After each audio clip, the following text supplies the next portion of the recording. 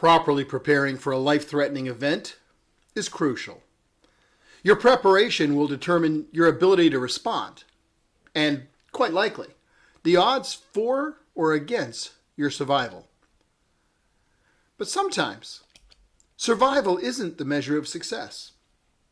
So let's talk about survival, success, and tests. Welcome to Mornings with Bishop Robert. Thanks for joining me. I'm really grateful that you're here because my goal is to introduce people to the Jesus they never knew and then help them get to know him and his word personally and better. So if our time together today speaks to your heart, let me invite you to like, subscribe, and share it with a friend.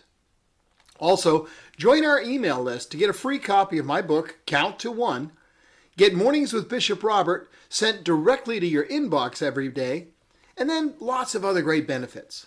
Just click the link in the description below and you'll hear them all. Well, we all face tests. In the academic or training realm, they're simply designed to assess levels of skill and expose areas of weakness. They could be written, verbal, or even have a practical component. Someone getting licensed to fly an airplane needs to demonstrate both what they know and their ability to apply it and fly the plane. Just one of those two isn't quite sufficient. A battery of medical tests can measure the status of bodily functions and systems, identifying issues that need to be addressed before they become life-threatening. Life itself can be like a battery of tests. Sometimes more like a salt and battery. Well, today's verse says that knowing that the testing of your faith produces endurance.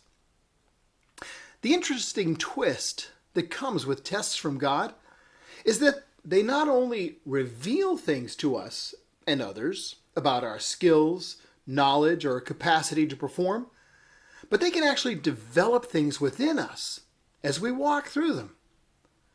It's true the testing of your faith produces endurance. But that's just a process description. It doesn't describe the means. There's another verse in the Bible that says, we rejoice in our sufferings, knowing that suffering produces endurance. So suffering's one means that God can use to develop our endurance. Now, like physical training or long ruck marches in the military, suffering can actually develop deep strength and extend and expand our capacity. Overcoming the inner voice that wants to quit when things get tough builds character and it develops strength. So how do you keep an eye on the goal? Well, Paul the Apostle prayed that the Lord would direct the hearts of his friends into God's love and Christ's perseverance.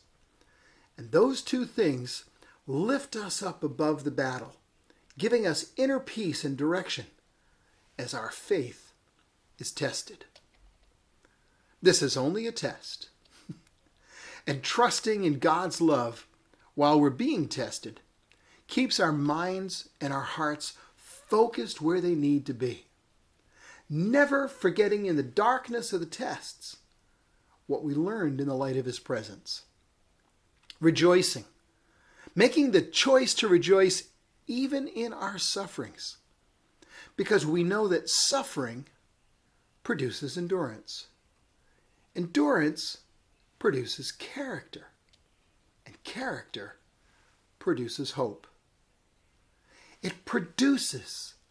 It's not wasted time. The heat of the oven bakes the cake. The fire of the furnace purifies the metal. Pressure turns coal into diamonds. Our sufferings are not wasted in the hands of God.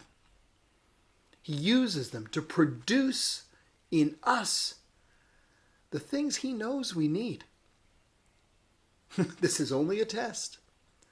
And recalling Christ's example of perseverance in his suffering, while we're being tested gives us the strength to continue. Friends, you and I have need of endurance so that when we have done the will of God, we'll receive what's promised. These light and momentary afflictions are preparing us for an eternal weight of glory that's, quite frankly, beyond all of our comprehension. It's going to demonstrate to you and to others that your faith is genuine. It's being tested like fire tests and purifies gold, though your faith is far more precious than mere gold. Because when your faith remains strong through many trials, it will bring you much praise, glory, and honor on the day when Christ Jesus is revealed to the whole world. Yes, this is only a test, and focusing on God's love and Christ's perseverance gives us strength. You know, I would teach karate students kicks and blocks and strikes, and then use drills to develop the skills. An attacker punching to the face, for example, and the defender blocking and counterattacking. Oh, it all seemed easy during the line drill. It was repetitive and sometimes even boring. But it developed the skills needed for sparring, when any attack could come your way, and you needed to be able to respond quickly and properly to defend and counter. But sparring, well, that was never the goal. The goal was surviving an encounter on the street that threatened you for real. See, that was the situation we hoped to avoid, but trained for. Because passing that test could mean the difference between life and death. But you know what? The greatest test is being willing to lay down our lives when the situation demands it. No time for stories with specifics here. Only time for an observation that sometimes survival is not the measure of success. May the Lord direct your hearts into God's love and Christ's perseverance, because that is where you'll find all you need to pass every test. Well, that's all we've got time for today, except for me to ask for your help introducing people to the Jesus they never knew and helping them get to know Him and His Word personally and better.